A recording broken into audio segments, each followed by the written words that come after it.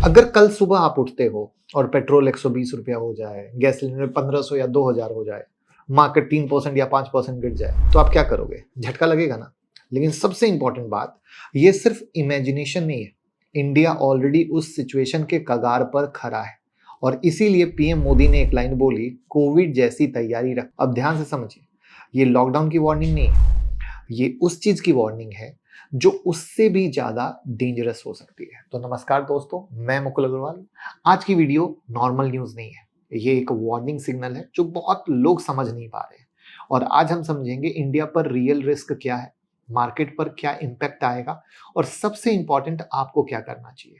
Video को last तक देखिएगा, क्योंकि जो लास्ट इंसाइट मैं दूंगा वो आपकी इन्वेस्टमेंट थिंकिंग को बदल के रख देगा। तो सबसे पहले एक चीज क्लियर कर देता हूं कि जब पीएम मोदी बोलते हैं कि कोविड जैसी तैयारी, तो इसका मतलब लॉकडाउन नहीं होता है। यही वो पॉइंट है जो लोग मिस कर देते हैं। कोविड का मतलब होता है war room mode, central monitoring, panic control, supply chain tracking और हर चीज पर real time decision without delay. और सरकार ने ऑलरेडी 7 इम्पावर्ड ग्रुप बना दिए, मतलब सिस्टम ऑलरेडी अलर्ट मोड में आ चुका है। तो सवाल आता है कि इतनी बड़ी तैयारी की जरूरत क्यों पड़ी। अब असली गेम को समझिएगा, प्रॉब्लम वॉर नहीं है, प्रॉब्लम है उसका चेन रिएक्शन। एक मिसाइल गिरती है वेस्ट एशिया में और उसका इम्पैक्ट आपके घर तक आता है, हमारे घर तक आता है। कैसे? वॉर होता है, शिपिंग रुकती है, इंश्योरेंस महंगा होता है, फ्लाइट कॉस्ट बढ़ती है, फ्यूल महंगा होता है, कंपनी का कॉस्ट बढ़ता है, प्राइस बढ़ती है, इन्फ्लेशन आ जाता है और फिर मार्केट गिरता है। अब देखिए, हर चीज हमसे ही आकर रिलेट हुई। अब ध्यान से सुनिए, ये सिर्फ एक दिन में नहीं होता है, लेकिन जब होता है तो लोग कहते हैं ये अचानक क्या हो गया यार। अब सबसे डेंजरस पॉइंट, इंडिया अपनी ऑयल नीड का 90% इंपोर्ट करता है और जो स्ट्रेटेजिक रिजर्व है ना, वो रफली 10 दिन का बफर देता है। अब इसका मतलब ये नहीं है कि 10 दिन में पेट्रोल खत्म हो जाएगा, लेकिन इसका मतलब ये जरूर है कि इंडिया के पास अनलिमिटेड सेफ्टी नहीं है। अगर शिपिंग डिस्टर्ब हुई तो प्रेशर बिल्ड होना शुरू हो जाएगा, जो हो चुका है। अब सबसे रिलेटेबल पार्ट, आपको सबसे पहले झटका कहां लगेगा? स्टॉक मार्केट में नहीं, गैस सिलेंडर में जो लग चुका है।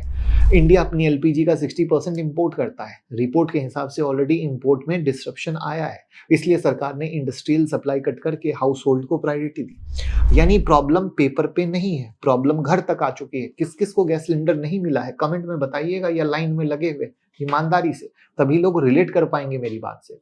लेकिन अब सबसे बिग ट्विस्ट, इंडिया प्रिपेयर्ड भी है, फर्टिलाइजर स्टॉक हाई है, अल्टरनेट इंपोर्ट सोर्स सर्च हो रहे हैं, कोल प्रोडक्शन रिकॉर्ड लेवल पे है, रिन्यूएबल कैपेसिटी 250 गीगावाट क्रॉस कर चुका है। तो क्या टेंशन खत्म हो गई? नहीं। यानी वो डेंजरस इल्यूजन है, इंडिया स्ट्रांग है लेकिन इम्यून नहीं है। अब ये इम्यून वर्ड यानी बीमारी खत्म नहीं।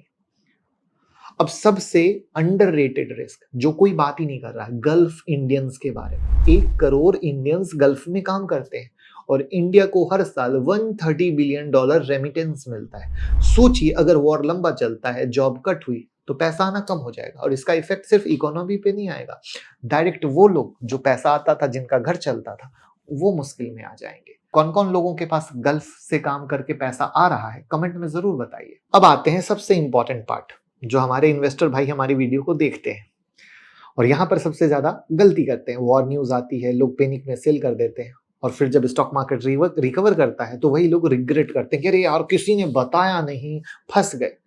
लेकिन असली खेल यहाँ है, मार्केट 3 चीजों पे रिएक्ट करता है, oil price, shipping disruption, policy response. अगर ऑयल लगातार हाई रहता है तो इन्फ्लेशन बढ़ती है, रेट कट डिले होता है और मार्केट में प्रेशर आता है, जो आप ऑलरेडी देख चुके हैं। अब यहाँ पर हमें ये समझना पड़ेगा कि कौन से सेक्टर प्रेशर में आएंगे। जैसे एविएशन है, प्रेशर में रहेगा, paint, chemical, import based company, क्योंकि ये सब का सब खेल कहीं ना कहीं ऑयल और करेंसी से रिलेटेड है। और कौन रिलेटिवली सेफ हो सकते हैं? जिनकी स्ट्रॉन्ग बैलेंस शीट है, प्राइसिंग पावर है, डोमेस्टिक डिमांड है और सरकारी पॉलिसी उनको सपोर्ट कर रही है, utility type sector.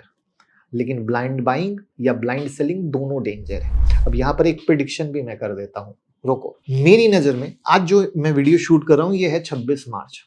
I think ये 26 मार्च या 27 मार्च को वीडियो लाइव होगी। और अगर आप मेरे को इंस्टाग्राम पे फॉलो करते होगे, वहां पे रील पे, या मेरी यूट्यूब मेंबरशिप को अगर आपने ज्वाइन किया हुआ होगा, तो मैंने बहुत क्रिस्प क्लियर बोल्ड प्रिडिक्शन दे रखा है अप्रैल एंड तक वॉर खत्म हो जाएगी। और अगर आप गौर, और ये ऐसा नहीं कि आज दिया है जब से दोनों के बीच बात शुरू हुई है, ये पहले से मैं बोल रहा हूं, आप जाके चेक कर सकते हो।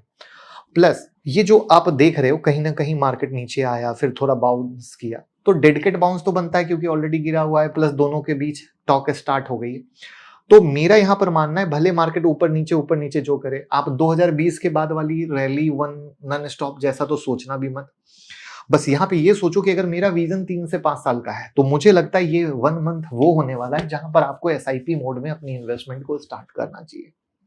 ठीक है, ये कोई बाय सेल एडवाइस नहीं है, बट एक जो 30 साल का वॉर का डेटा है उसके आधार पर निकालने की कोशिश की है, जिसमें पहले मंथ में रिटेल इन्वेस्टर को भगा दिया जाता है मार्केट से क्योंकि वो डर जाते हैं। फिर 1 से 3 महीने में मार्केट का ऊपर नीचे ये जो बाउंस बैक जैसी स्टोरी होती है उसमें लोग कभी खुश होते हैं, कभी गिरता है तो डरते हैं, अंत में वो भी बेचारे डर मोड़ के बेच देते हैं, और फिर फाइनली आगे आने वाले वक्त में मार्केट रिटर्न देता है। तो ये एक लॉन्ग विजन है, ना इंट्राडे, ना स्विंग, ना पोजिशनल, एक इन्वेस्टमेंट का पॉइंट ऑफ व्यू है, वार कब रुक सकती है और किस तरीके से। आप प्रूफ के लिए यूट्यूब मेंबरशिप जरूर ज्वाइन कर लीजिएगा, आपको प्रूफ मिल जाएगा। तो यानी आपको डरना नहीं लेकिन इग्नोर भी नहीं करना है, और ये वही सिचुएशन है जहां वीक लोग पैनिक करते हैं और स्मार्ट प्लानिंग करते हैं, और कैसे करते हैं वो मैंने आपको बता दिया जो यूट्यूब मेंबरशिप वालों को बताता हूं। तो अगर आप इन्वेस्टर हो तो ये टाइम है इमोशन से नहीं, सिस्टम से सोचने का। तो दोस्तों, कोविड जैसी तैयारी का मतलब लॉकडाउन नहीं है, इसका मतलब है सिस्टम रेडी हो रहा है, क्योंकि रिस्क रियल है और आज का जमाना सिंपल नहीं है, ये डोमिनो इफेक्ट का जमाना है। एक वॉर वहां होता है, इंपैक्ट यहां होता है। इसलिए फाइनल याद रखना, मार्केट में सर्वाइव वही करेगा जो न्यूज नहीं, सिस्टम समझेगा। तो आप कमेंट करके बताओ कि आपको लगता है ये सिर्फ टेम्पररी पैनिक है या इंडिया में एक बिग क्राइसिस आने वाली है। और वीडियो को शेयर करके प्यार दीजिएगा। डीमेट, क्रिप्टो में या म्यूचुअल फंड में इन्वेस्टमेंट हमारे साथ कर सकते हैं, लिंक डिस्क्रिप्शन और कमेंट में पिन है। धन्यवाद।